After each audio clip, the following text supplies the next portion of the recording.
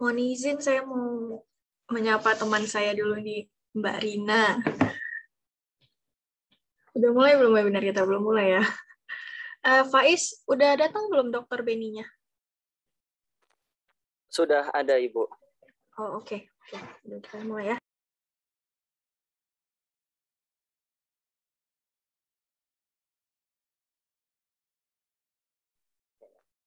Bismillahirrahmanirrahim. Assalamualaikum warahmatullahi wabarakatuh. Shalom, Om Swastiastu, Namo Buddhaya, Salam Kebajikan. Selamat malam dan selamat datang pada acara webinar Taman Hukum yang bertemakan tindakan penegak hukum terhadap privasi masyarakat, apakah termasuk bagian dari penyelidikan atau justru pelanggaran hak asasi. Baik, malam ini saya selaku moderator yang akan memandu jalannya webinar kali ini, yang akan dibawakan materinya oleh dua narasumber kita yang sangat berkompeten dan ahli pada bidang ini. Yang pertama yaitu ada Bapak Dr. Harboni, SHLLM, yang telah hadir. Selamat datang, Bapak. Selamat malam, Faiz. Selamat malam semua. Kemudian narasumber kita yang kedua ada Ibu Hanifah Azizah, SHMH, yang juga telah hadir. Selamat malam, Faiz. Selamat malam, Dr. Beni. Baik, sebelum kita memasuki acara berikutnya, kayaknya kurang seru kalau kita belum foto. Jadi mumpung masih di awal, masih pada fresh, masih pada seger, dimohon untuk seluruh peserta yang hadir pada webinar kali ini untuk mengaktifkan kameranya agar nanti bisa di-screenshot oleh panitia. Pada peserta dipersilakan untuk mengaktifkan fitur kamera.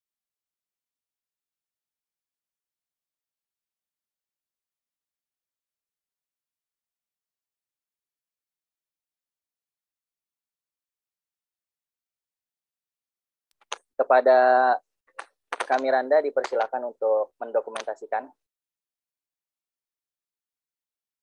Baik, ini total ada 4 slide. Mungkin yang belum on cam bisa on cam, masih kami tunggu.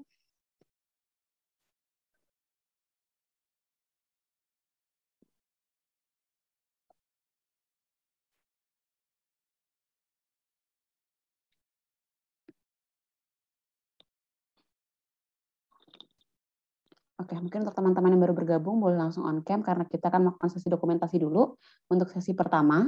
Nanti sesi kedua akan dilakukan dokumentasi juga.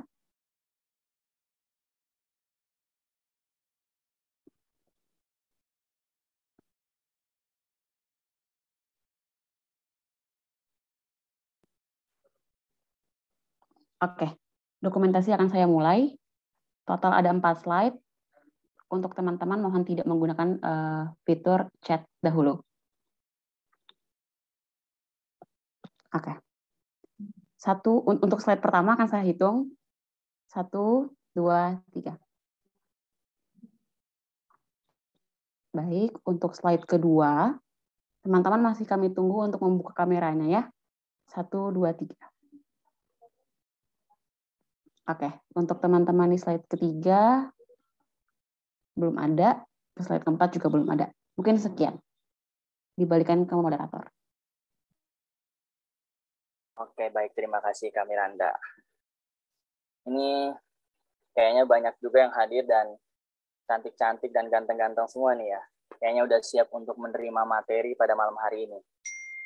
Oke, baik. Sebelum kita lanjut kepada sesi berikutnya, perlu kita ketahui bersama bahwasanya tema ini kita angkat berdasarkan fenomena yang belakangan terjadi yang ramai diperbincangkan.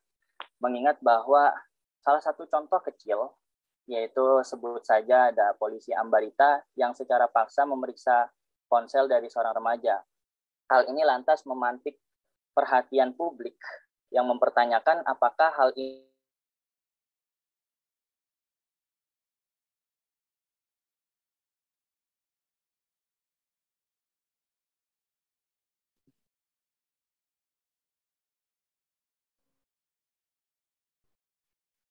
Sinyal.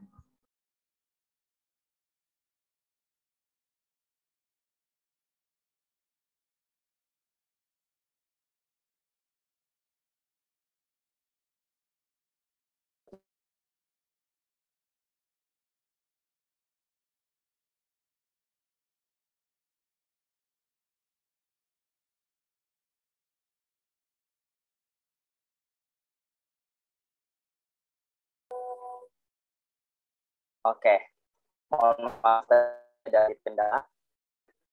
Kemudian mohon izin Bapak Beni dan Ibu Hanifah untuk membacakan CV. Yang pertama yaitu Bapak Dr. Beni Harmoni SHMH, SHLLM. Beliau merupakan Kepala Program Studi Magister Hukum UPN Veteran Jakarta yang juga merupakan ahli pidana. Beliau pernah menempuh pendidikan S1 di Unsika ST Thomas Medan, kemudian melanjutkan S2 dan S3-nya di Universitas Gadjah Mada, Yogyakarta. Kemudian untuk Ibu Hanifah Azizah SHMH merupakan founder dari Dasar Hukum dan menempuh pendidikan S1 dan S2-nya di Universitas Sumatera Utara dan sekarang sedang menempuh pendidikan doktoral di Universitas Sumatera Utara juga. Baik, tanpa panjang kalam, untuk memangkas rasa penasaran kita, mari sama-sama kita dengarkan dan kita perhatikan materi yang akan dibawakan dan disampaikan oleh yang pertama Bapak Beni Harmoni Harefa. Dan untuk diketahui bahwasanya webinar ini bersifat terbuka sehingga untuk teman-teman yang ingin Nah, terima kasih kepada Bapak Beni, dipersilakan. Baik, terima kasih Faiz Akil. Selamat malam semuanya. Salam sejahtera buat kita. Pertama-tama saya mengapresiasi apa yang dilakukan oleh Taman Hukum ini. Ini sebuah komunitas yang luar biasa. Terima kasih buat kesempatan dan kepercayaan. Saya kira di tengah-tengah situasi hukum kita saat ini memang perlu sekali untuk kemudian kita terus berdiskusi. Walaupun tadi disampaikan narasumber ya, tapi sebenarnya kami hanya sebagai pemantik saja. Saya sapa dulu pemantik kedua ini Mbak Hanifah Azizah, yang juga akademisi dari Universitas Sumatera Utara. Dan semua peserta yang lain. Ya, selamat malam Mbak Hanifah. Dan semua peserta yang lain, saya sapa kita semua. Izinkan saya share screen terkait dengan tema yang diangkat pada malam ini. Jadi tadi sudah disampaikan juga oleh moderator bahwa memang akhir-akhir ini kalau kita memperhatikan bahwa banyak sekali sorotan kepada aparat penegak hukum. Saya tidak tahu apa karena kita yang terlalu update atau seperti apa, tapi memang hampir tiap hari kalau kita lihat saat ini, terutama kepolisian, disorot terus, macam-macam. Selain tadi yang mengecek HP warga atau masyarakat, yang menghamili istri tahanan lah, macam-macam lah, yang lewat saja padahal mobil polisi lalu lintas, tapi dia tidak tidak menolong, ada kecelakaan, tapi dia lewat begitu saja dan itu viral juga. Nah, tetapi saya kira memang konteks malam ini terkait dengan tindakan aparat penegak hukum itu apakah pelanggaran atau bagian dari penyelidikan. Saya kira ini menarik sekali. Yang kemudian saya harus mulai dengan sebuah statement atau sebuah pernyataan yang disampaikan oleh Herbert L. Packer. Beliau ini seorang guru besar hukum pidana dan kriminologi di Amerika, dan bukunya bestseller ini, The Limit of the Criminal Sanction. Jadi intinya bahwa sanksi pidana itu dapat menjadi penjamin sekaligus ancaman bagi kebebasan manusia. Jika dia digunakan secara bijak dan manusiawi, maka akan menjadi penjamin. Tetapi jika digunakan sembarangan dan tidak manusiawi, maka akan menjadi ancaman. Nah, mengapa saya harus memulai dengan statement ini agar kemudian memahamkan kita, karena memang kebetulan kami yang mendalami hukum pidana ini, mungkin nanti Mbak Hanifah bisa menambahkan bahwa memang sebisa mungkin dihindari sebenarnya. Makanya kita kenal kalau rata-rata peserta di sini fakultas hukum ya, di semester 1, semester 2 berbicara hukum pidana, pasti pertama sekali yang dijelaskan oleh dosennya adalah hukum pidana itu adalah ultimum remedium, obat terakhir. Nah, makanya kemudian sanksi pidana ini, dan konteksnya juga hukum pidana, baik formil maupun material ya, itu sebisa mungkin dihindari. Pernah ada survei orang hanya mau berurusan dengan kepolisian itu, paling kalau ngurus SKCK atau ngurus SIM saja. Yang lain tidak mau berurusan lagi. Nah, begitulah kira-kira gambaran bahwa hukum pidana ini sebenarnya dia bisa saja menjadi merenggut kebebasan manusia ya, dan menjadi ancaman. Tapi kalau dia digunakan secara bijak dan manusiawi, maka akan menjadi penjamin. Nah, untuk kemudian menegakkan itu, maka ada namanya hukum acara pidana.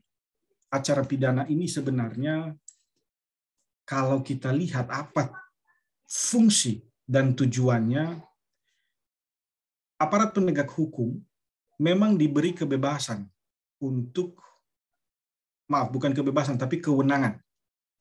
Kewenangan untuk kemudian memproses setiap orang yang melanggar hukum. Kira-kira sederhananya seperti itu. Lalu bagaimana kemudian itu dikontrol atau diawasi? Karena kalau tidak, aparat penegak hukum juga bisa sewenang-wenang menggunakan kewenangan itu.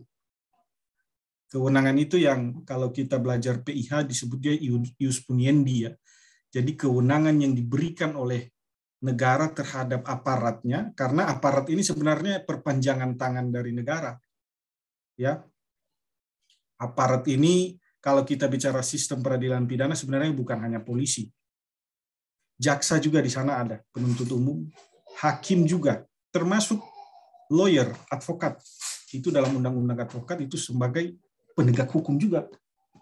Nah, di tangan mereka inilah diberikan kekuasaan atau kewenangan yang kemudian dapat saja memproses orang kalau memang diduga.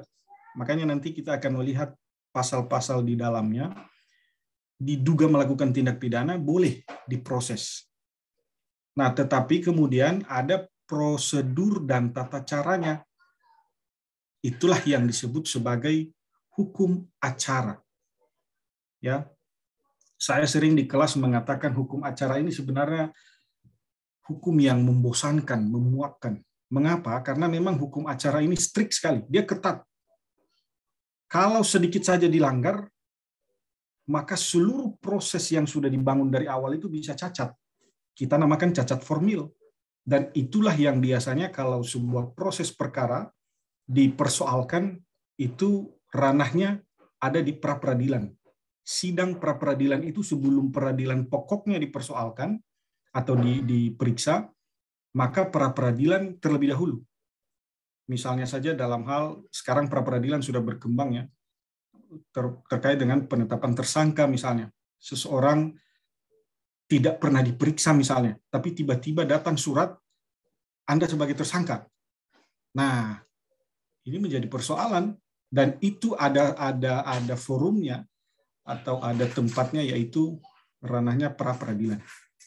Nah, sehingga sekali lagi, hukum acara pidana itu, dia membatasi kewenangan dari aparat penegak hukum yang sudah diberi kewenangan oleh negara tadi, tetapi dengan adanya hukum acara, maka itulah rambu-rambunya, kira-kira seperti itu. Rambu-rambunya jangan semaunya aparat penegak hukum dengan dalil, oh ini proses hukum kok. Oh tidak juga seperti itu. Sehingga kemudian hukum acara pidana hadir.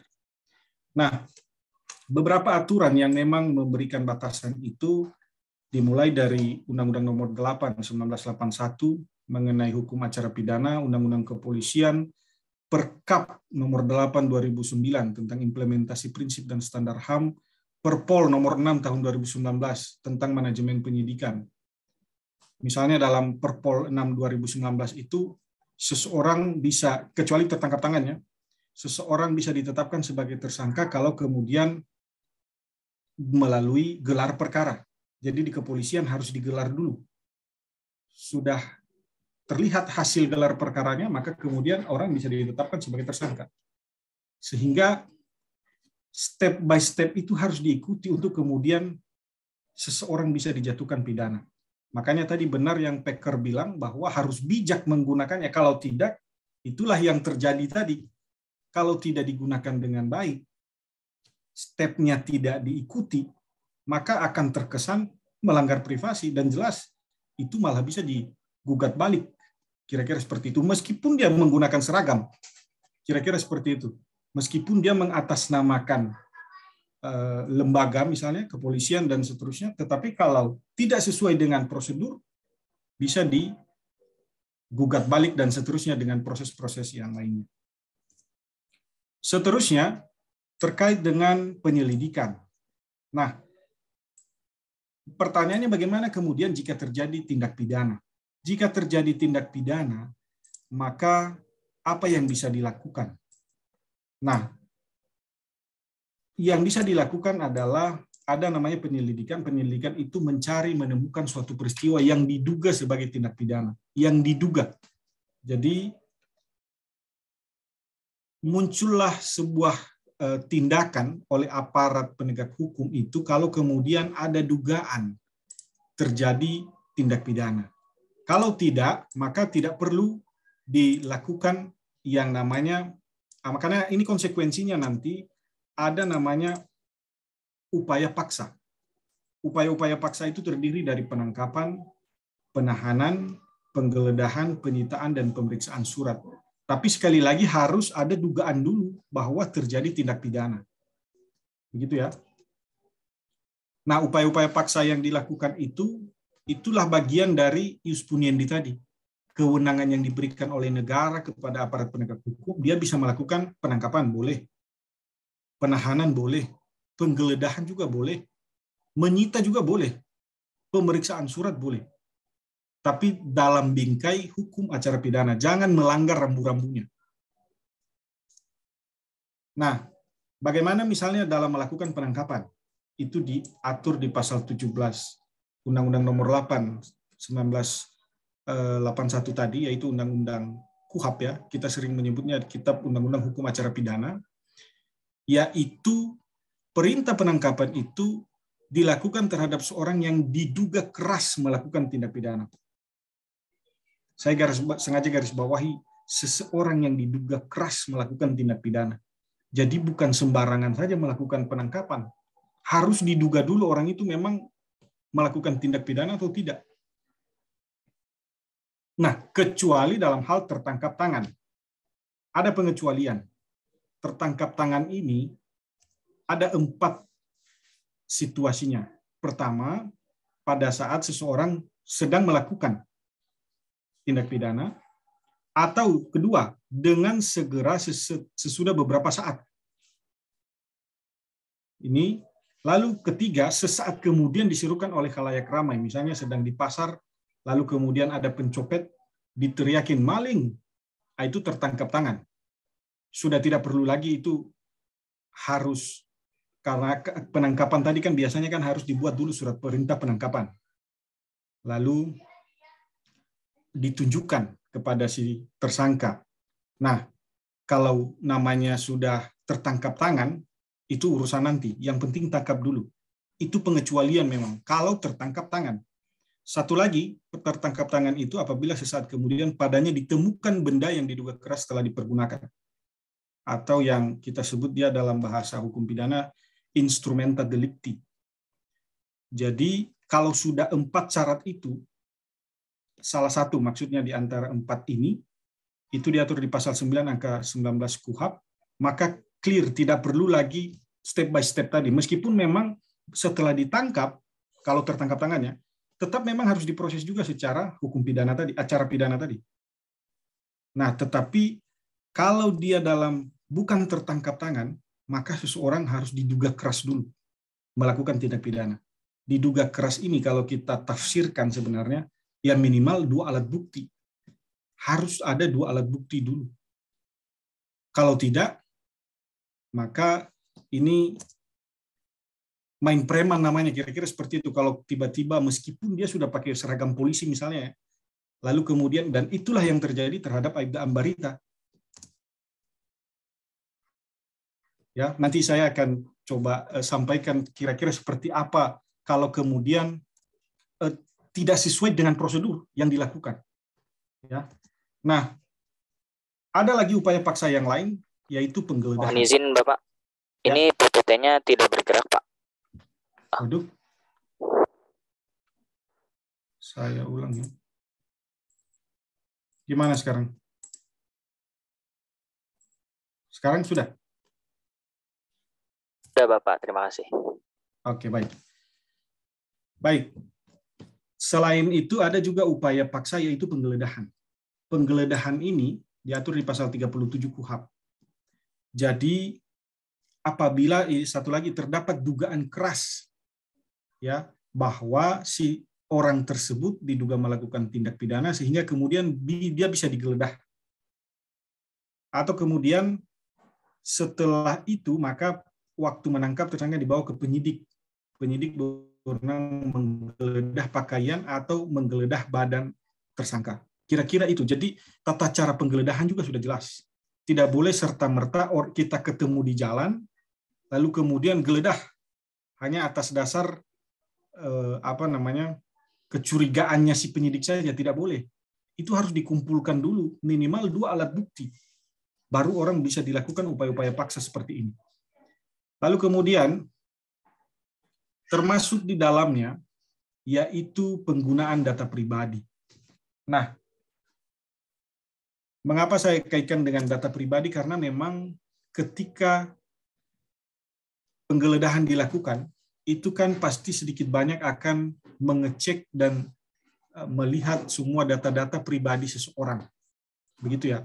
Di dalam Undang-Undang ITE itu sudah diatur secara jelas bahwa penggunaan informasi melalui media elektronik yang menyangkut data pribadi seseorang itu harus dilakukan atas persetujuan.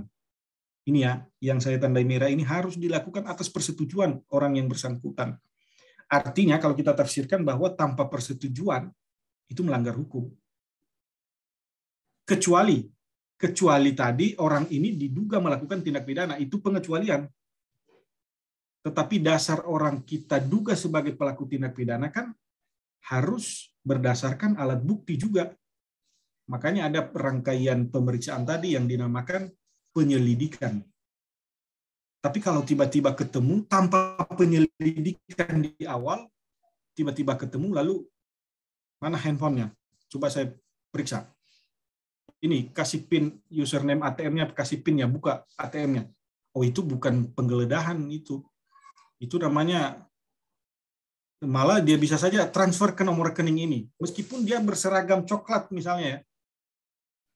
Tapi itu bukan proses dan tata cara dalam hukum acara pidana.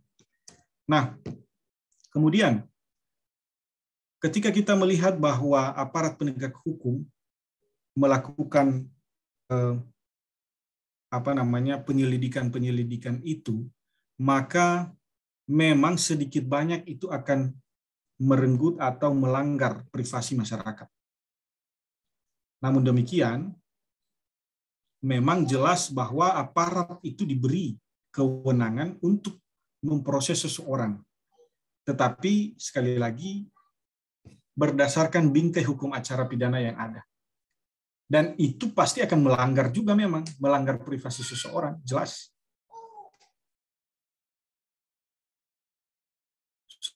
Seseorang ditangkap itu kan melanggar privasi. Tetapi seseorang ditangkap itu harus dimulai dengan alat bukti yang cukup dulu. Kalau tidak cukup, jangan tangkap-tangkap sembarangan saja. Kecuali tertangkap tangan loh ya. Kecuali tertangkap tangan. Kalau tertangkap tangan itu beda cerita.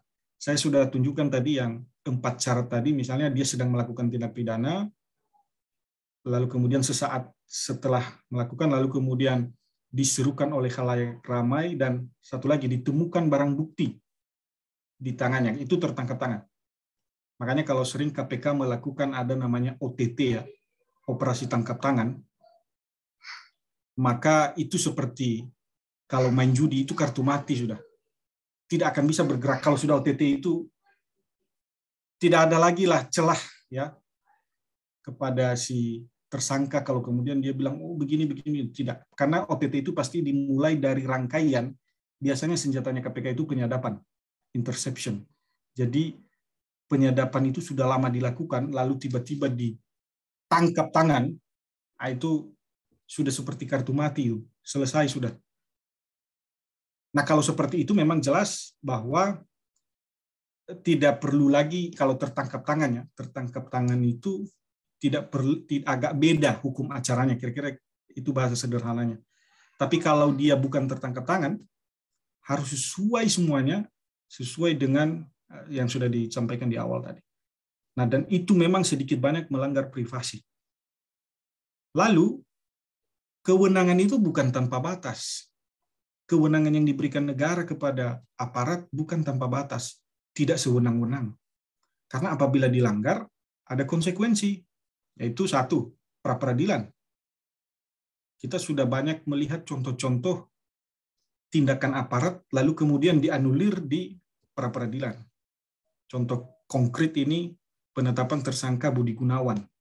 Ini kasusnya sekitar 2014 ya.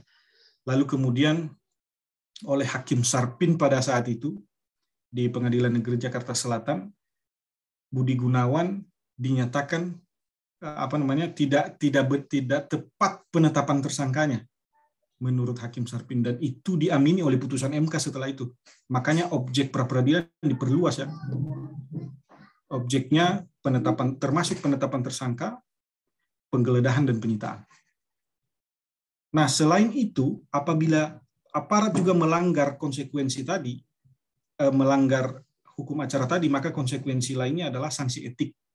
Inilah yang dikenakan pada Aibda Ambarita.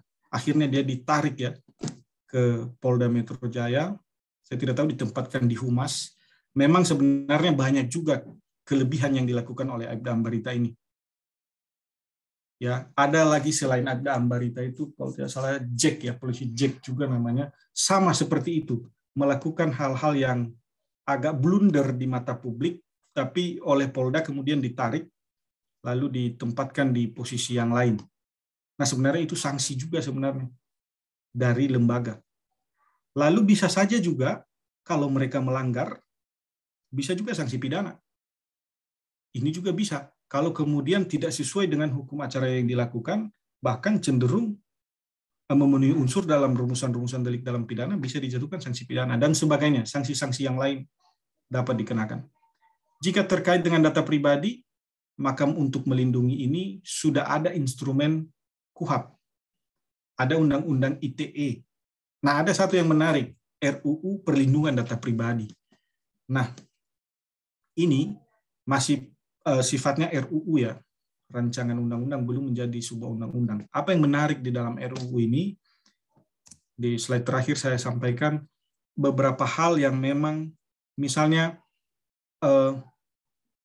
orang dilarang memperoleh atau mengumpulkan data pribadi yang bukan miliknya dengan maksud untuk menguntungkan diri sendiri.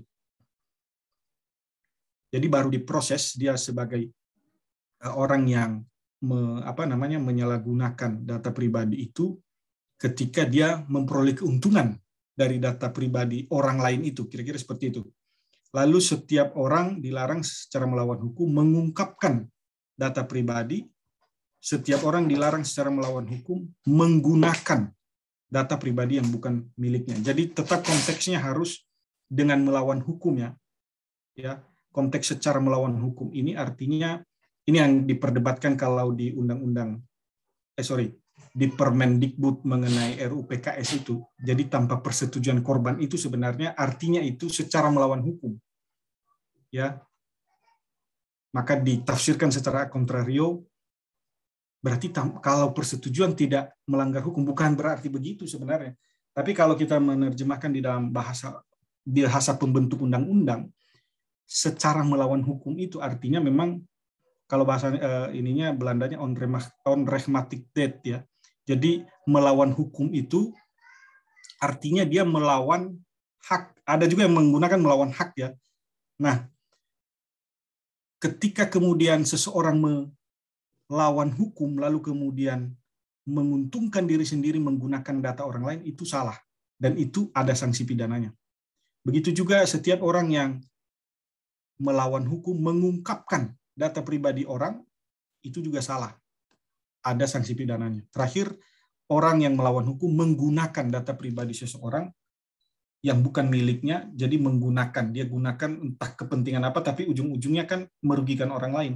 Itu juga ada sanksi pidana. Itu diatur di pasal 51 RUU Perlindungan Data Pribadi. Sehingga secara keseluruhan, saudara sekalian, bahwa tindakan aparat penegak hukum untuk menegakkan hukum itu memang sedikit banyak melanggar privasi masyarakat. tetapi privasi itu, pelanggaran privasi itu kemudian ada pagarnya, namanya hukum acara pidana. Tetapi kemudian kalau itu dilanggar, maka tetap ada konsekuensi. Kira-kira seperti itu. Demikian kira-kira dari saya, nanti mungkin kita bisa teruskan secara melalui forum diskusi. Demikian saya kembalikan kepada Faiz. Oke, baik Bapak Beni. Terima kasih atas paparan materi yang sangat padat, yang benar-benar memberikan insight tambahan bagi kita mengenai apa sih tentang penyelidikan dan penyidikan itu. Ternyata bahwasanya memang sejatinya melanggar privasi, namun dibatasi oleh hukum acara pidana. Oke, baik. Kesimpulan lebih lanjut akan saya sampaikan di sesi berikutnya. Untuk selanjutnya adalah sesi pemaparan materi yang akan dibawakan oleh Ibu Hanifah Azizah, SHMH. Kepada Ibu Hanifah, dipersilahkan. Ya, terima kasih Saudara Faiz, dan terima kasih juga untuk Dr. Beni. Ini saya hanya menjelaskan sedikit, karena tadi mengenai masalah hukum acara pidana, penggeledahan, itu sudah dijelaskan sama Dr. Beni. Saya izin share screen. Oke, udah kelihatan ya?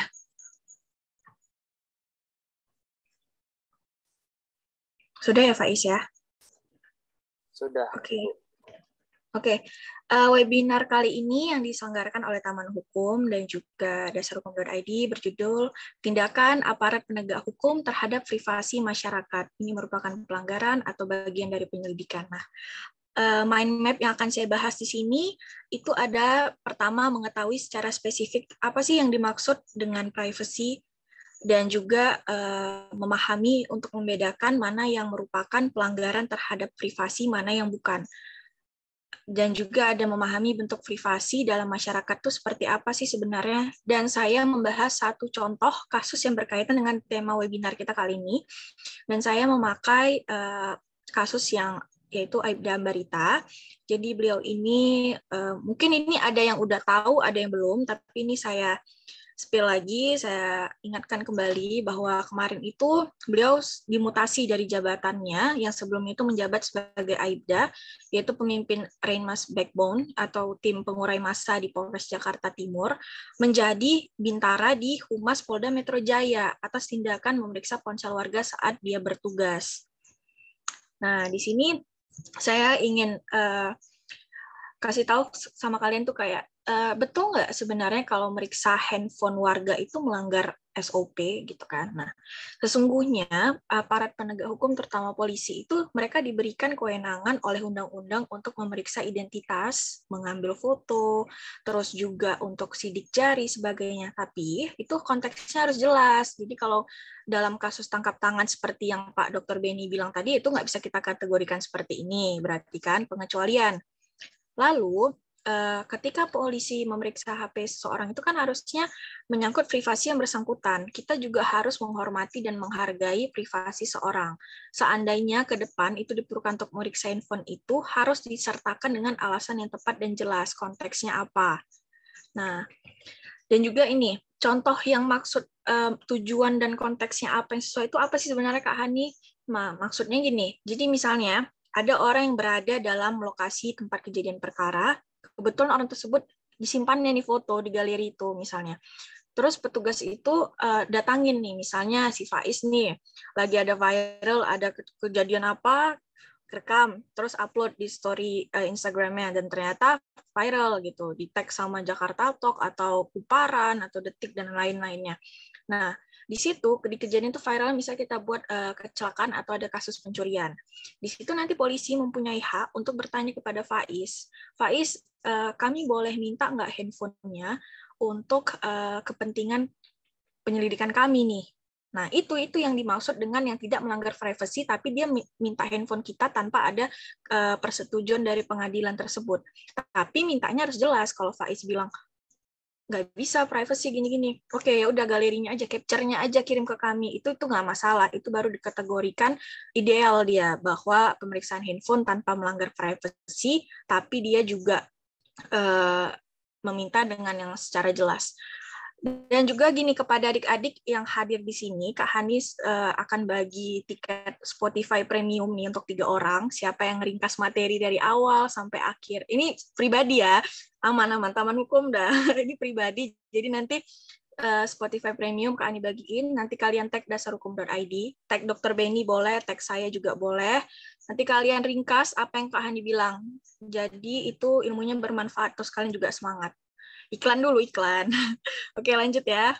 Nah, jadi kalau ada masyarakat itu diminta atau dipaksa sama salah satu petugas untuk dilihat handphonenya, mereka punya hak nggak untuk nolak?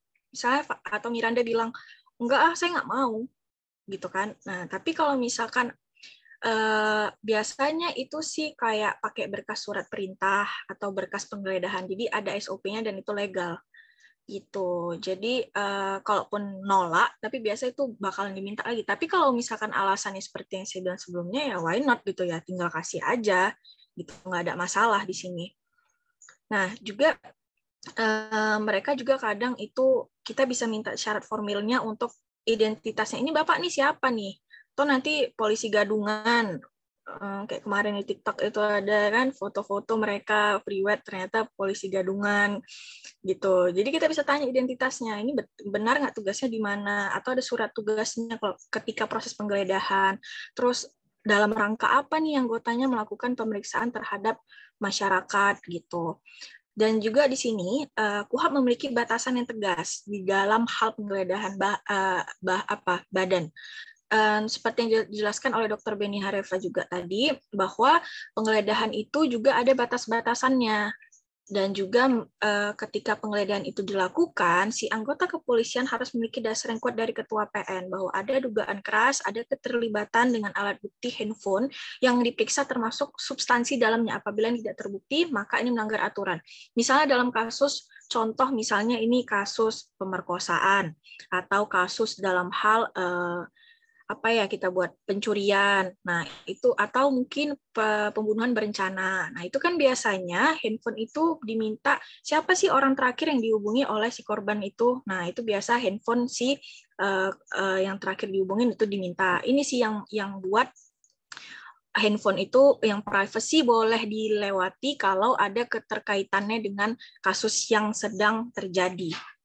Nah, di sini saya karena saya lihat juga ada beberapa dari semester 1, semester 2 yang menjadi peserta di webinar kali ini. Jadi saya ada bonusin beberapa slide juga, ada subjek hukum pidana, ada juga objek hukum pidananya apa, dan juga ada yang dimaksud dengan hukum acara pidana. Kalau tadi Dr. Benny udah menjelaskan nih masalah hukum acara pidana, singgung sedikit, nah ini ada yang dimaksud dengan hukum acara pidana dan juga tujuannya. Jadi kalian bisa ringkas, dan juga ada asas yang mengatur perlindungan terhadap harkat dan martabat manusia. Ini diatur semua nih di ketentuan pokok kekuasaan kehakiman, Undang-Undang Nomor 4 Tahun 2004. Itu kira-kira. Jadi slide saya hanya ini, karena saya biasa sedikit emang slide-nya, tapi lebih banyak ditanya jawab, jadi kita bersifat interaktif. Materinya akan saya share di grup sekarang, nanti mungkin kalian bisa ringkas sampai dengan besok pukul 8 malam waktunya. Jadi silakan ringkas dengan santai dan juga rapi.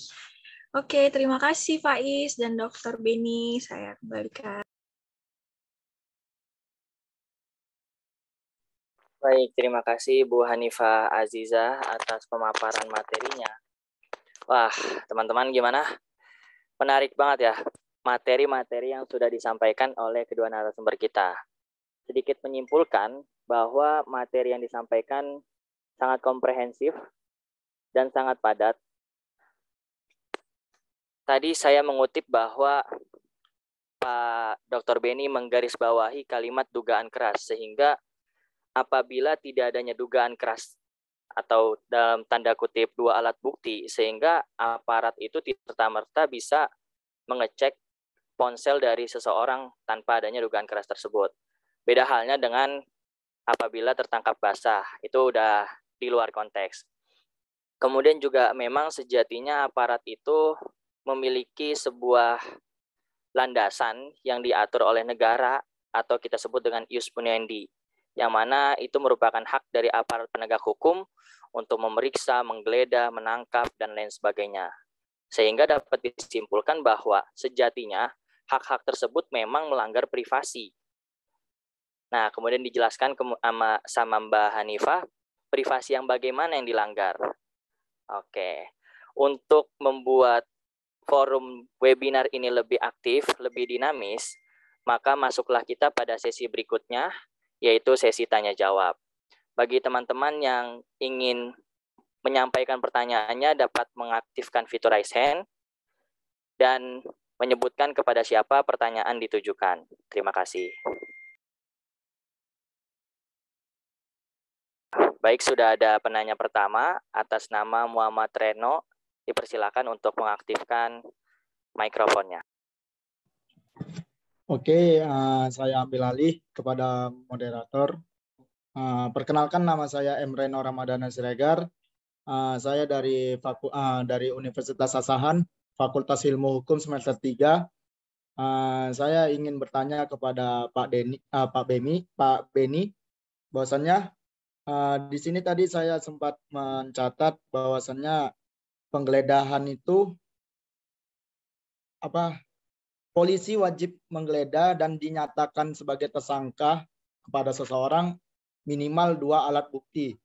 Jadi misalnya gini Pak, di sesuatu kejadian gitu, dia jelas ibaratnya bersama dengan orang gimana sih dia udah jelas tersangka lah, dia yang melakukannya, tapi buktinya kurang, itu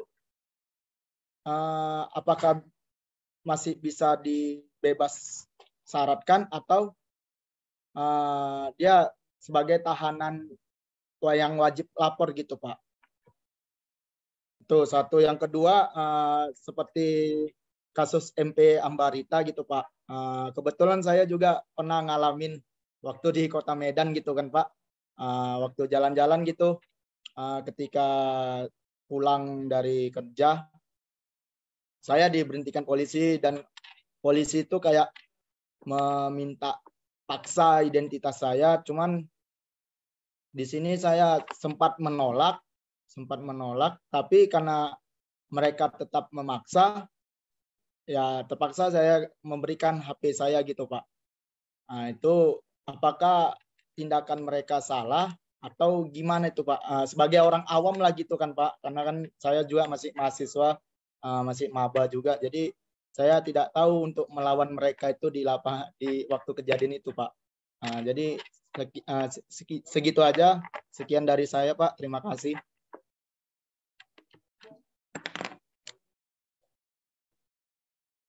Oke, baik. Kepada Bapak Beni, apakah ingin ditampung terlebih dahulu atau langsung dijawab? Ditampung aja dulu, Mas Faiz. Oke, baik. Kemudian kita sudah mendapatkan penanya kedua atas nama Gary Pakpahan. Kepada Gary dipersilahkan untuk mengaktifkan mikrofonnya. Ya, selamat malam Pak Beni Harmoni dan Akil dan panitia. Saya Gary dari UPN Veteran Jakarta. Saya ingin bertanya Pak, kalau misalnya dalam penggeledahan penyelidikan kayak gitu, lalu tersangkanya tidak sengaja atau masih terjadi pemukulan terus meninggal, nah lalu itu yang berlaku pada aparatnya itu tetap hukum saya 38 atau 359 pembunuhan atau kealpaan kelalaian yang menghilangkan nyawa orang. Dan seandainya pembunuhan, apakah ada kemungkinan itu masuk dalam 340 KUHP Pak, pembunuhan berencana kayak itu Pak? Atau ada pasal lain khusus untuk aparat? Sekian pertanyaannya Pak.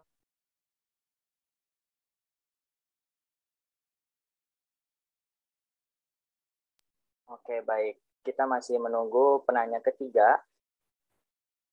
Apakah ada yang ingin bertanya?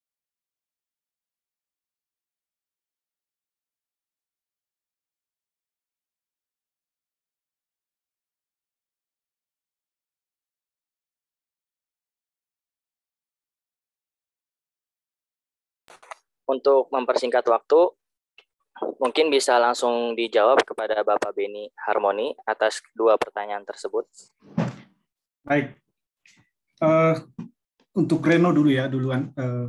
Jadi begini, memang dalam hukum acara pidana itu ada 5 alat bukti. Diatur di pasal 184 KUHP. keterangan saksi, keterangan ahli, surat petunjuk, dan keterangan terdakwa. Nah, lalu di 183, hakim boleh menjatuhkan pidana kepada seseorang minimal 2. Jadi bahasa KUHAP-nya itu sekurang-kurangnya, sekurang-kurangnya 2 dari 5 itu. Ditambah keyakinan hakim. Lalu pertanyaannya tadi, kira-kira bagaimana kalau penggeledahan dilakukan karena buktinya kurang? Kira-kira seperti itu ya, apakah bisa? Nah, kalau bukti kurang, jelas memang tidak akan. Jadi kita Indonesia memang menganut sistem pembuktian negatif Wetelet Bewitz teori namanya. Jadi sistem pembuktian yang minimal 2 alat bukti ditambah keyakinan.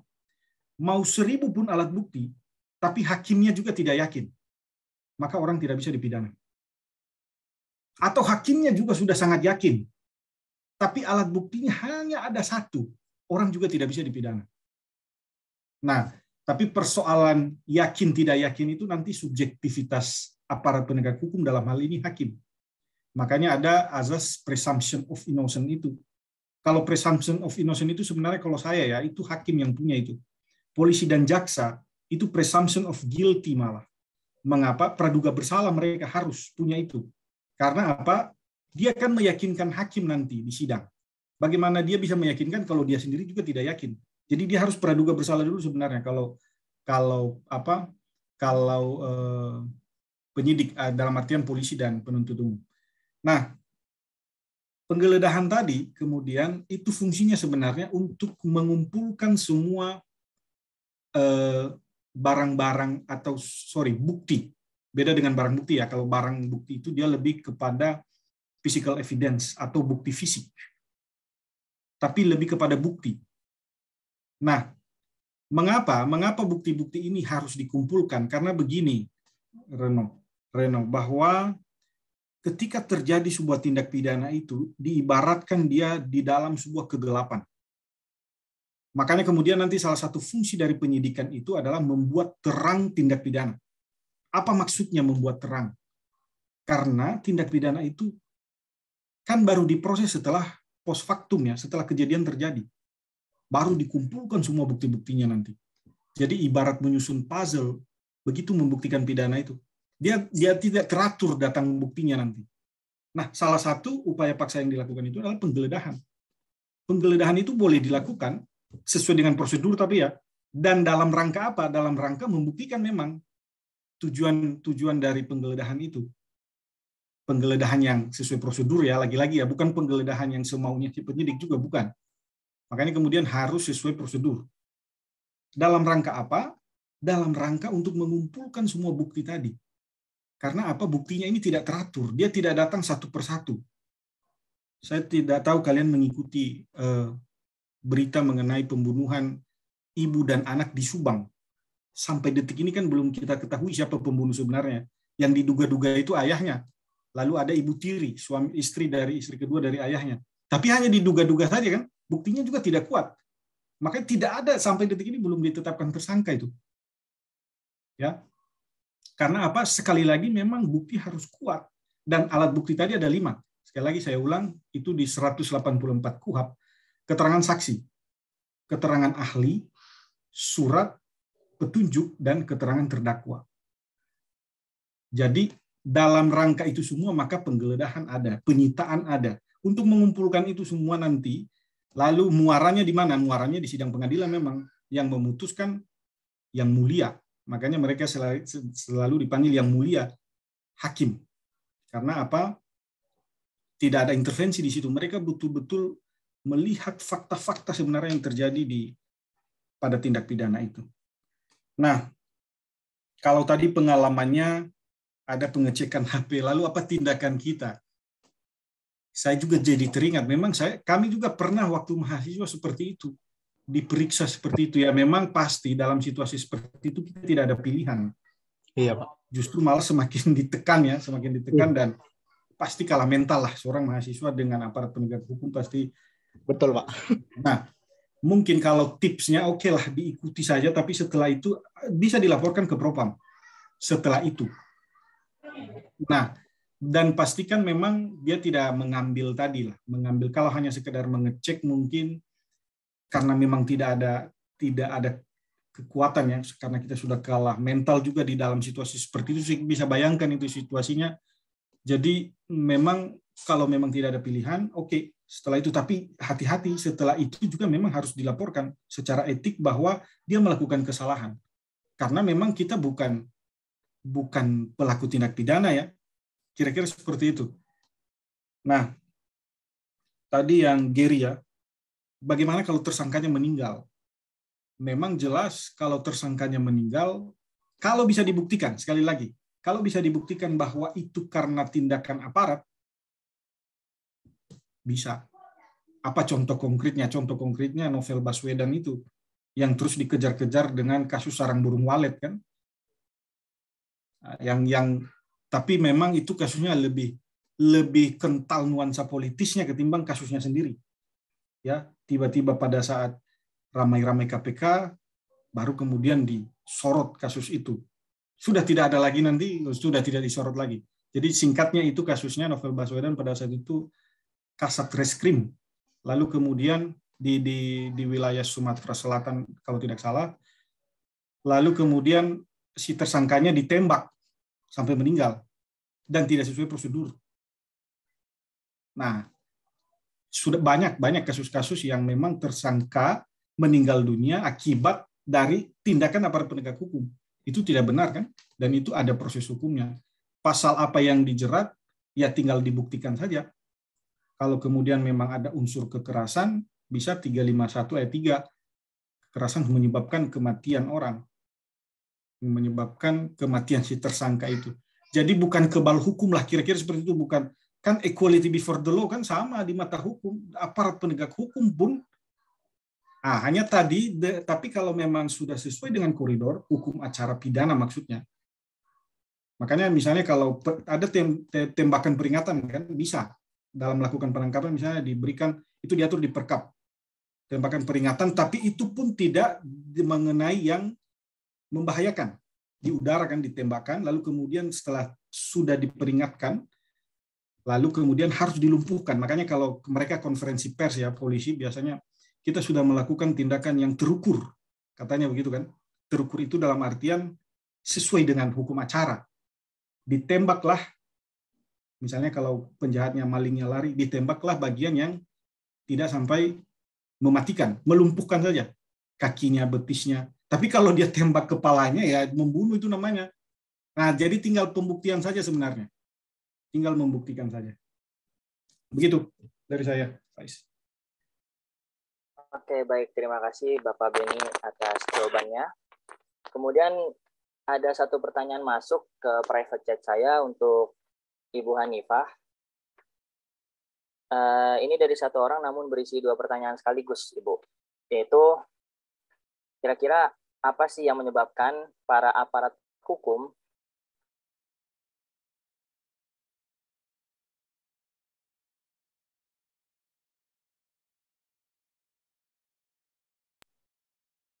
Ya, Faiz.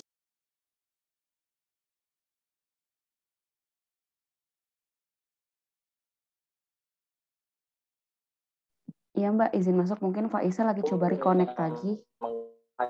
Oke.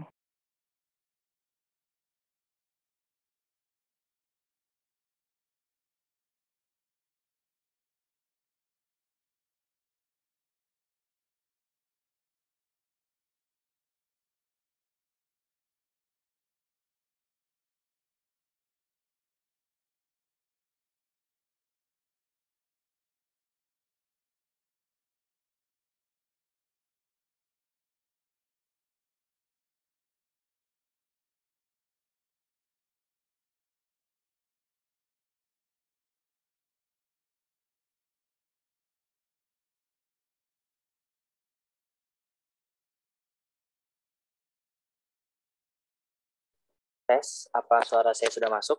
Ya, sudah Faiz. Oke, baik, saya ulangi pertanyaannya. Maaf, tadi ada sedikit kendala. Pertanyaan yang pertama, apa yang menyebabkan aparat penegak hukum bertindak melampaui batas yang telah ditentukan atau yang telah diatur oleh hukum acara pidana? Kemudian, pertanyaan kedua mungkin juga nyambung dengan pertanyaan pertama, yaitu sehingga seberapa pentingkah perlindungan hak atas privasi bagi masyarakat itu sendiri? Kurang lebih itu, Kak. Terima kasih. Oke, terima kasih Faiz. Kalau kita bahas mengenai kenapa sih orang bisa berbuat atau melanggar hak-hak masyarakat, apalagi aparatur penegak hukum. Kalau misalkan saya bilang ini kan beda-beda tuh tiap orang, tapi sebaiknya mungkin yang menyebabkan hal-hal itu dapat terjadi karena kurangnya moral mereka terhadap rasa menghormati atau menghargai dan memposisikan diri mereka bahwa mereka itu merupakan untuk melayani masyarakat gitu, bukan untuk sebagai mungkin melakukan kekerasan terhadap masyarakat atau apa. Mereka harus sadar bahwa posisi mereka itu untuk melayani dan mengayomi masyarakat. Itu sih yang paling penting, mengetahui posisi mereka sebagai apa, mau itu sebagai polisi, mau itu sebagai jaksa, mau itu sebagai hakim, mau itu sebagai pengacara ataupun notaris, dari semua aspek. Dan juga kenapa pertanyaan yang kedua tadi gimana, Faiz? Seberapa pentingkah melindungi privasi dari masyarakat? Oke, hak-hak masyarakat itu sangatlah penting untuk kita lindungi, tapi ada beberapa batasan bahwa hak terhadap privasi itu dilanggar batasnya. Misalnya untuk kepentingan penyadapan yang dilakukan oleh beberapa aparatur penegak hukum kita, misalnya indikasi untuk tindak pidana korupsi atau tindak pidana pencucian uang. Ada beberapa hal yang tidak terbatas untuk masalah si privasi ini, misalnya untuk mengumpulkan alat-alat bukti dan lain-lainnya. Itu aja sih, Faiz, dari saya. Pak Dr. Beni, apa ada yang mau ditambahkan atau ada diralat atau gimana? Ini adik juniornya ini mohon koreksi.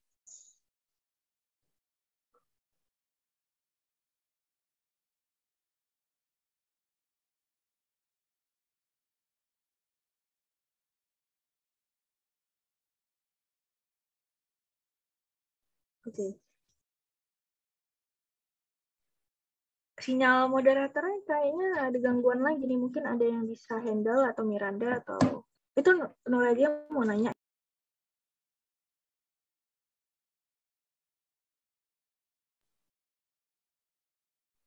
Kemudian ada penanya terakhir atas nama Noradia. Dipersilakan untuk mengaktifkan mikrofonnya. Terima kasih. Baik, terima kasih untuk kesempatannya untuk bertanya. Di sini yang saya mau tanyakan kepada Ibu Hanifah, kan seringkali tindakan aparat yang terlalu berlebihan ketika contohnya ingin memeriksa HP seorang tersangka secara dipaksa gitu Bu, dan memakai kekerasan. Di situ kan ada juga kewajiban aparat sebagai memeriksa sebuah bukti. Tetapi kan kalau kita lihat masyarakat tersangka kan memiliki HAM juga Bu. Nah, tapi kan aparat sering kali terlalu berlebihan gitu Bu, sehingga memakai kekerasan. Nah, bagaimana itu Bu? Terima kasih Bu. Nah, itu yang tadi juga udah dibahas sama Dr. Beni kan, bahwa mungkin ketika posisinya kita di gimana ya, kanan kiri polisi nih kan, kita udah mikirin nanti saya lapor kamu ya gini ya, nggak bisa, mungkin udah kalah mentalnya duluan, ya diamin aja, mungkin ada yang standby ngevideoin entah temen atau siapa, baru nanti lapor karena nanti dia akan di sidang etik atau gimana, bisa dimutasi atau mungkin parahnya mungkin dipecat atau gimana gitu. Jadi gitu sih dari saya. Dan kenapa juga mereka berbuat seperti itu, ya tidak bisa memposisikan diri bahwa mereka sebagai untuk mengayomi dan melayani masyarakat gitu. Kira-kira ada gambarannya mengenai hal itu? Nah, kalau masalah HAM itu memang hak kita, tapi ketika banyak sih yang tidak menghargai masalah HAM, privacy dan lain-lainnya.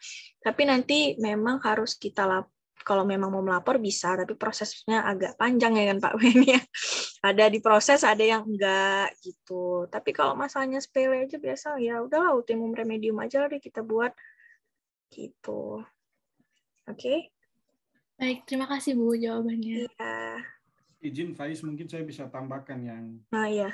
Noradia tadi. Jadi memang saya jadi ingat juga beberapa waktu yang lalu kami sempat diskusi juga mengenai topik apa iya percuma lapor polisi. Ya kan lagi ramai juga hashtag itu beberapa waktu yang lalu. Jadi memang ini merupakan masukan berharga memang untuk kepolisian. Jadi, nah waktu diskusi itu saya menjadi ini ya, dan pembicara yang lain juga menyampaikan apa sebenarnya problem di kepolisian ini, mengapa sampai segitunya ya. Kalau kita bandingkan dengan, bukan bermaksud membandingkan dengan aparat-aparat yang lain, memang agak berbeda. Nah, kalau kita sorot dari sistem perekrutan saja misalnya, sejak direkrut Bintara lah, contoh ya, itu kan tidak butuh waktu lama. Begitu tamat SMA, lalu kemudian sekolah 6 bulan, kalau di Medan itu saya ingat tempatnya itu di Sampali. Lalu kemudian pulang, lalu dengan gagahnya, gayanya sudah bukan seperti semula lagi. Dan kewenangannya itu luar biasa loh. Dia sebagai bisa saja menjadi, kalau di polsek-polsek, itu bisa menjadi penyidik pembantu. Ya kan? Walaupun kalau di Polda pasti tidak, pasti dipasang di sabara dulu itu biasanya. Anti huru hara kalau ada demo biasanya dilepas di situ. Nah, tapi apa yang mau saya katakan, proses perekrutan itu memang harus diperketat memang, ya. Saya tidak tahu apakah memang sekarang sudah benar-benar transparannya, mulai perekrutan saja dulu. Karena apa? Itu pintu awalnya kan, masuknya sebagai seorang polisi yang memiliki kewenangan yang luas sekali sebagaimana yang sudah kita urai-uraikan tadi. Nah, kalau tidak, nah makanya lah sering terjadi seperti itu. Sehingga kemudian itu rawan sekali disalahgunakan. Makanya mulai dari proses perekrutan, kalau kita lihat memang butuh waktu untuk seseorang itu menjadi seorang aparat penegak hukum. Karena apa? Karena kewenangannya juga luar biasa yang diberikan oleh negara. Nah, makanya banyak sekali kasus-kasus yang awalnya jadi korban malah jadi pelaku. Mungkin ingat juga yang di pasar di mana itu di Sumatera Utara juga itu. Awalnya ibu-ibu yang jual ini di istilahnya diminta uang sama preman ya. Lalu kemudian preman itu membuat laporan terhadap si ibu itu. Lalu ibu itu juga jadi tersangka. Nah, ini memang tindakan-tindakan aparat kita, perilaku-perilaku aparat kita khususnya kepolisian lah ya. Karena apa? Kenapa juga kepolisian ini menjadi sorotan? Mereka ini kan pintu gerbang pertama ketika tindak pidana itu terjadi. Meskipun nanti memang sebagaimana saya sudah sampaikan tadi, muaranya tetap di pengadilan. Tapi kan hakim dan jaksa kan nanti baru masuk. Pertama sekali yang berhadapan dengan masyarakat itu kan kepolisian. Ya, meskipun saat ini juga kita kadang-kadang tidak bisa bedakan mana polisi, mana security, mana pramuka. Bajunya hampir-hampir mirip, coklat-coklat. Saya juga tidak tahu tujuan security pakai baju seperti polisi. Aduh, kadang-kadang kita salah lihat kan. Wah, kadang-kadang juga anak-anak pramuka juga mirip-mirip kan pakai pangkat seperti itu. Nah, tapi apa yang mau saya katakan bahwa karena kewenangan ini, maka kepolisian harus betul-betul membenahi diri. Makanya Pak Sulistyo Sigit, Kapolri sekarang kan dia mempunyai slogan presisi, ya presisi prediktif, ya responsif. Jadi itulah presisi ya. Jadi polisi harus lebih dekat dengan masyarakat, bukan polisi yang menakut-nakuti masyarakat, bukan. Polisi dekat dengan masyarakat. Polisi menjadi sahabat masyarakat lah. Itu yang digaung-gaungkan sebenarnya. Makanya kemudian kalau kita lihat upaya-upaya yang dilakukan ya, meskipun memang ada upaya yang dilakukan, walaupun 1-2 juga masih ada oknum-oknum yang menjengkelkan lah, tanda petik. Kalau menurut saya masih ada saja oknum-oknum yang menjengkelkan itu. Ada juga yang di Surabaya, di Malang itu dia pacaran lalu kemudian dia suruh aborsi, lalu diminta pertanggungjawaban, lari. Apa itu mental dan membawa nama institusi. Akhirnya si almarhumah bunuh diri ya, meminum racun di makam ayahnya. Dan itu mencoreng terus institusi kepolisian. Sehingga kemudian itu menjadi masukan-masukan berharga agar kemudian Pak Kapolri kalau kita lihat sekarang, memang karena kebetulannya saya memang beberapa kali diminta membantu kepolisian lah, khususnya di Polda Metro Jaya, memberi keterangan ahli. Jadi saya banyak bergaul dengan jadi kalau dibilang polisi juga buruk semua, tidak. Lebih banyak kok yang bagus juga. Hanya memang kadang-kadang kan media juga yang menyorot, karena memang berita itu kan kalau ada yang negatif-negatif kan pasti akan ramai diperbincangkan. Jadi sebenarnya tidak semua juga aparat kita seperti itu. Masih ada kok aparat yang baik, dan itulah gunanya kita melakukan edukasi seperti ini agar kemudian ke depan kita harapkan kepolisian kita dan aparat penegak hukum kita semakin baik. Demikian, Faiz. Oke, baik Bapak atas pemaparan jawabannya dan Mbak Hanifah. Kemudian ada satu pertanyaan terakhir dari Ibu Rina SHCN MKN. Kepada Ibu Rina, waktu dan tempatnya dipersilahkan. Terima kasih adik moderator telah memberikan kesempatan. Jadi ini pertanyaan, ada 3 pertanyaan. 3 pertanyaan tergantung saya serahkan kepada siapa yang mau menjawab. Jadi tadi pertanyaan pertama ini pas berkaitan yang mau saya tanyakan terhadap apa yang tadi diberikan contoh oleh Bapak Beni Harmoni berkaitan kasus yang viral ibu-ibu yang jualan di pajak terus dipukul preman dan kemudian dia jadi tersangka. Nah, sebenarnya kalau kita bicara itu kan kalau tadi apa yang disampaikan oleh Ibu Hanifah kan kalau hanya berdasarkan 2 alat bukti itu kan sebenarnya kan sudah bisa diproses oleh penyidik. Nah, di dalam hal ini bagaimana kontrol ini bisa dilakukan, jangan sampai setelah kasusnya viral, jadi seolah-olah sekarang netizen yang menjadi kontrol dalam hal ini. Jadi begitu sudah viral oleh netizen, baru itu dijadikan sesuatu untuk dilakukan penyelidikan, artinya dilakukan pengawasan terhadap kasus demikian. Terus kemudian yang kedua, berkaitan dengan tadi mengenai masalah data pribadi.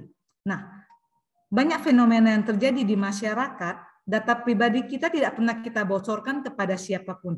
Nanti tiba-tiba dari entah bank mana, dari kartu kredit mana, itu akan selalu keluar informasi-informasi menawarin segala data yang berkaitan dengan data pribadi kita. Nah, di dalam hal ini, bagaimana perlindungan menurut Bapak Beni Harmoni terhadap masalah tersebut?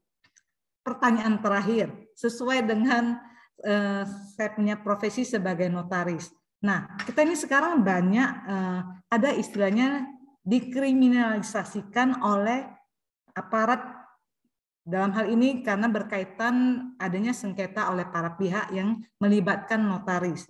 Jadi di dalam hal ini, apakah aparat dalam hal ini perlu istilahnya diberikan semacam sosialisasi dengan organisasi, karena kalau di notaris kita kan ada yang namanya ketika Anda melakukan penyelidikan guna mengumpulkan alat bukti itu harus meminta persetujuan dari MKN. Jadi di dalam hal ini kebanyakan di dalam praktek yang sering terjadi yang dilakukan oleh oknum aparat lebih banyak melakukan yang namanya penekanan secara psikologis.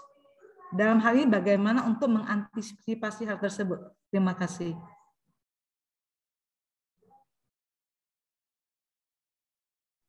Baik, terima kasih Ibu Rina SHCN MKN. Kemudian kepada kedua narasumber kita, baik Bapak Beni Harmoni SHLRM dan Ibu Hanifah Azizah SMH, dipersilakan untuk menjawab. Terima kasih. Baik, saya dulu mungkin ya, Faiz, nanti mungkin dilanjutkan oleh Mbak Hanifah. Baik, terima kasih Bu Rina. Pertama, salam kenal dulu. Sepertinya Ibu, kalau saya lihat, akademisi di USU juga sepertinya. Jadi, atau tidak Bu? Dosen di USU bukan? Teman sekelas saya nih Pak Beni. Oh, lagi lanjut dokter. Ya. Oke, siap. Baik. Jadi memang betul viral dulu baru diproses. Itu memang sudah menjadi ini akhir-akhir ini ya. Jadi kekuatan netizen itu akhirnya yang mendorong aparat penegak hukum memperhatikanlah sebuah kasus. Dan memang itu akhirnya semakin itu tadi yang saya sampaikan, bahwa kalau tidak didorong secara, padahal sudah diproses misalnya, tapi tidak menjadi perhatian serius. Nah, setelah viral, baru betul-betul diperhatikan. Sampai kemudian orang nomor 1 di lembaga itu, misalnya Kapolri, memberi perintah untuk kemudian proses kasus itu. Nah, kalau tadi yang kita sampaikan itu memang contoh kasus konkret itu, kalau yang di ibu-ibu yang menjual di pasar itu lalu kemudian dijadikan tersangka itu sebenarnya oke lah, kalaupun dia memang sudah melakukan kekerasan misalnya, tapi kan itu dalam keadaan membela diri. Dan itu dikenal juga dalam hukum pidana adalah namanya alasan penghapus pidana. Salah satunya adalah pembelaan terpaksa. Jadi orang kalau sedang dalam keadaan tidak punya pilihan, dia mengambil pilihan lain yang memang melanggar hukum, itu dia tidak dipidana. Selain yang kasus ibu itu sebenarnya ada pernah kasus begal di Jembatan Sumarekon Bekasi. Ada 2 orang punya sepeda motor, mereka berdiri di jembatan, tiba-tiba ada 2 orang bawa, kalau bahasa Medannya parang ya, semacamnya senjata tajam lah. Lalu kemudian terjadi perkelahian, ternyata si begalnya yang kalah. Si korbannya itu yang menang. Begalnya mati, meninggal di tempat. Lalu pada saat itu kasusnya viral, si awalnya yang membunuh begal itu dijadikan tersangka. Tapi saya ingat persis waktu itu Mahfud MD memberikan masukan kepada Jokowi, Pak Presiden kita, bahwa dalam hukum pidana itu dikenal ada namanya alasan penghapus pidana. Selama itu bisa dibuktikan bahwa dia tidak punya pilihannya selain harus menghabisi si begal itu. Akhirnya dia penetapan tersangkanya dicabut, dia diberikan award oleh kepolisian pada saat itu, diberi penghargaan. Nah, seperti itulah. Jadi hukum itu kan kalau kita lihat paradigmanya hukum progresif Prof. Sachipto Raharjo ya, bahwa hukum itu ada untuk manusia, bukan manusia ada untuk hukum. Kan kira-kira seperti itu. Jadi hukum itu ya digunakan untuk kebaikan dong, bukan kemudian karena itu memang sudah diatur secara hukum, maka suka-suka kita dan kalau ada celah, habisi. Bukan seperti itu. Sama seperti yang dimaksud Herbert L. Packer tadi di awal. Apalagi bicara hukum pidana ya, hukum pidana itu bahaya sekali memang kalau disalahgunakan. Nah, kira-kira seperti itu. Lalu kemudian yang kedua tadi mengenai data pribadi. Jelas memang saat ini kalau kita katakan data kita ini sudah menjadi konsumsi publik sebenarnya. Dan memang kalau kita melihat, kalau kita bandingkan dengan negara luar, Amerika misalnya ya, memang di Amerika semua data itu memang sudah terintegrasi. Itulah yang mau dicoba dilakukan di kita dengan misalnya KTP elektronik ya, dengan NIK saja kita bisa macam-macam lah, bisa beli tiket kereta api dan seterusnya. Bahkan yang terakhir ini kan data kita juga ditarik melalui Peduli Lindungi itu. Dan pertanyaannya siapa yang bisa memastikan data itu bisa aman? Ini Indonesia soalnya. Jangankan itu, waktu pemilu saja kan data-data KTP kita yang di Kementerian Dalam Negeri bisa kemana-mana akhirnya. Nah, itu dia sebenarnya. Dan bukan pesimis ya, meskipun RUU Perlindungan Data Pribadi itu memang sudah disahkan, tetap ada saja celah nanti kemudian data-data ini bisa disalahgunakan. Ya, saya kasih contoh data Peduli Lindungi itu kan itu data kita di situ ya, NIK itu. Lalu kemudian seluruhnya lah kita setor data-data di situ yang seharusnya itu data-data tidak boleh sembarangan. Betul tadi yang Bu Rina sampaikan, tiba-tiba aja ada tawaran pinjaman online misalnya. Dan itulah celah dari pinjol-pinjol selama ini, ketika data kita, termasuk ketika kita daftar webinar misalnya, kita kan kasih data juga di situ.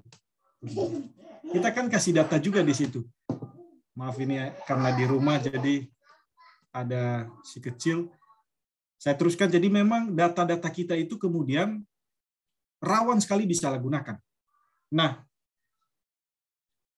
bagaimana kemudian ya memang harus ada instrumen hukum yang mengatur termasuk di dalamnya RUU Perlindungan Data Pribadi itu. Tapi sekali lagi memang bukan pesimis ini, meskipun undang-undang itu juga sudah ada nanti. Saya yakin tetap penyalahgunaan pasti akan terjadi. Karena apa? Ya sebenarnya kembali ke aparatnya sebenarnya. Kembali kepada orang-orang yang, makanya kalau kita bicara sistem hukum itu kan selain aturan, jadi substansi, struktur, dan budaya. Nah, tingkat budaya hukum ini sebenarnya Indonesia masih lemah. Kesadaran kita berhukum itu yang masih kurang. Kalau kita bandingkan dengan di Eropa misalnya. Kalau di Eropa atau Amerika misalnya, budaya hukum mereka memang agak berbeda ya. Kesadaran mereka dalam berhukum. Nah, itu kembali ke peradaban sebenarnya. Jadi, sesempurna apapun nanti ada aturan yang baru lagi mengenai RUU KUHP, RUU Perlindungan Data Pribadi misalnya. Tapi tetap saja celah-celah itu akan dimanfaatkan oleh sebagian orang yang kemudian ingin menguntungkan diri sendiri. Lalu yang ketiga, kriminalisasi.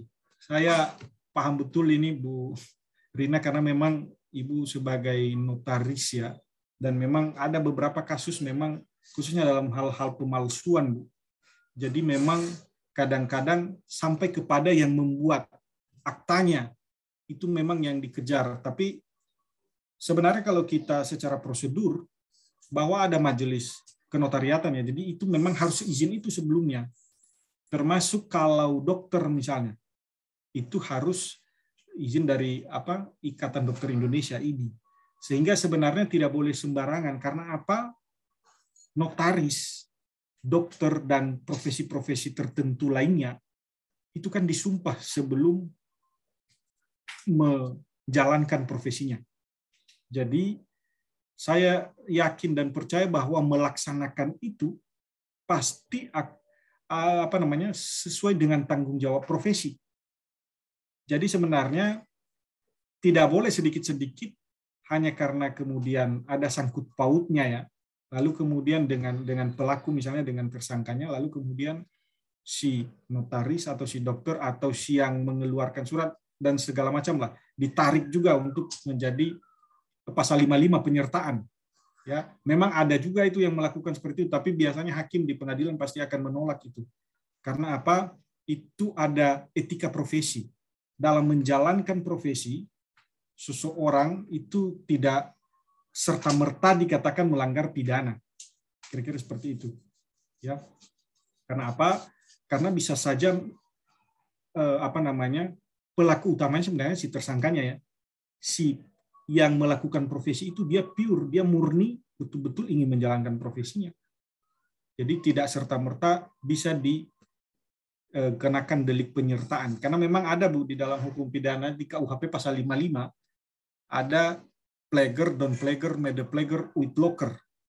Orang yang turut serta namanya, turut serta melakukan. Nah, profesi-profesi itu bisa saja dijadikan sebagai orang yang turut serta melakukan kejahatan, padahal dia tidak tahu menahu awalnya. Tapi karena ada tanda tangannya di dalam akta, itu serta-merta bisa ditarik. Padahal konstruksinya tidak seperti itu. Jadi dalam hukum pidana itu jangan sampai menghukum orang. Jadi lebih baik membebaskan 10 orang bersalah daripada menghukum 1 orang yang tidak bersalah. Begitu prinsipnya dalam hukum pidana. Sehingga bukti-bukti dalam hukum pidana itu harus lebih terang dari cahaya. Itulah kemudian dalam hukum pidana itu lebih baik tadi membebaskan orang yang 10 bersalah, tapi jangan sampai menghukum 1 orang yang tidak bersalah. Sanksi pidana ini luar biasa. 1 hari saja orang dihukum itu kan efeknya seumur hidup. Bisa dicap anak cucunya, kakek nenekmu dulu mantan narapidana ya.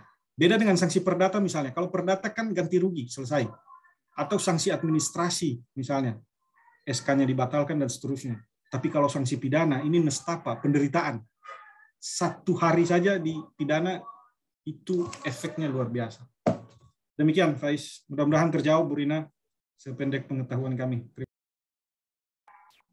Terima kasih, Pak Beni. Baik, terima kasih Bapak Beni atas jawabannya. Apakah ada tambahan dari Ibu Hanifah? Sudah cukup. Tidak ada tambahan. Ahlinya sudah berbicara, apa yang mau saya koreksi lagi? Oke, baik. Jumpa sudah kita pada penghujung acara webinar pada malam hari ini. Sedikit mengingatkan bagi seluruh peserta untuk mengisi link absensi yang ada di kolom chat. Baik, saya akan sedikit menyimpulkan apa saja yang kami bahas pada webinar kali ini. Yang pertama, bahwasanya terdapat sebuah ius puniendi atau istilah hukum yang mana menjadi sebuah hak dari penegak hukum atau aparat pemerintah untuk menangkap, untuk memeriksa dan menggeledah dalam rangka mencari bukti. Namun di samping itu juga terdapat batasan-batasan atau koridor yang kita sebut dengan hukum acara pidana.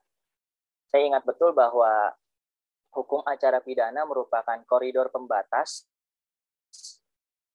yang menahan atau mencegah aparat hukum dari tindakan kesewenang-wenangan, sehingga menjadi perhatian bagi negara Indonesia adalah kondisi hukum yang ada di Indonesia. Sehingga yang perlu diperbaiki dan perlu dibenahi adalah kondisi hukum itu sendiri dan juga lapisan masyarakat, baik dari masyarakat biasa dan juga aparat pemerintahan. Sehingga dengan adanya kolaborasi antara seluruh lapisan masyarakat untuk membenahi dan membentuk sebuah budaya hukum yang baik, maka dari itu apa yang sudah tertuang baik dalam undang-undang, KUHP, KUHPER, ataupun kitab undang-undang acara, semua akan dapat diintegrasikan dan dapat direalisasikan secara nyata dan baik dalam kehidupan nyata. Baik, sebagai penutup akan ada sesi dokumentasi yang akan dibawakan oleh Kamiranda. Dipersilakan untuk mengaktifkan kameranya. Pada Kamiranda dipersilakan.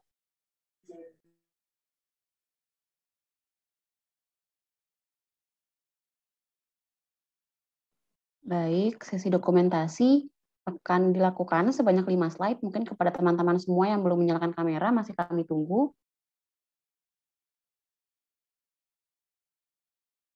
Oke, ini yang nyalain kamera masih sampai di slide kedua. Untuk slide 3, 4, 5 boleh.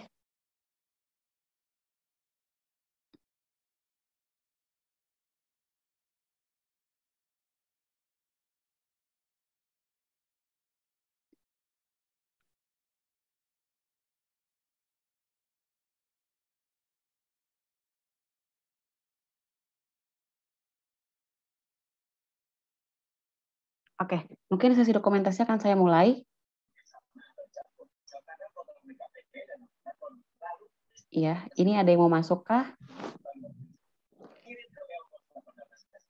Oke, sesi dokumentasi akan saya mulai sebanyak 2 slide karena yang on cam hanya 2 slide. Untuk teman-teman, Bapak Ibu, mohon untuk tidak menggunakan chat Zoom dulu supaya notifnya tidak menghalangi apa yang ada di screen seperti itu. Oke, sesi dokumen. Ya, tidak apa-apa yang berhalangan untuk menyalakan kamera, tidak apa-apa. Oke. Sesi dokumentasi akan saya mulai dalam hitungan 1, 2, 3. Oke. Untuk slide kedua akan saya mulai dalam hitungan 1, 2, 3. Oke, untuk teman-teman di slide ketiga masih ada dalam hitungan 1, 2, 3. Baik, sudah semua slide saya dokumentasikan. Terima kasih Bapak Ibu teman-teman atas partisipasinya malam ini. Saya kembalikan ke moderator. Oke, baik, terima kasih Kamiranda. Sedikit informasi, jangan lupa untuk mungkin membuat ringkasan dan mengetek akun dasar hukum untuk mendapatkan Spotify Premium. Ayo. Jadi kapan lagi kan kita bisa ngerjain tugas sambil dengerin musik tanpa ada jeda iklan. Oke.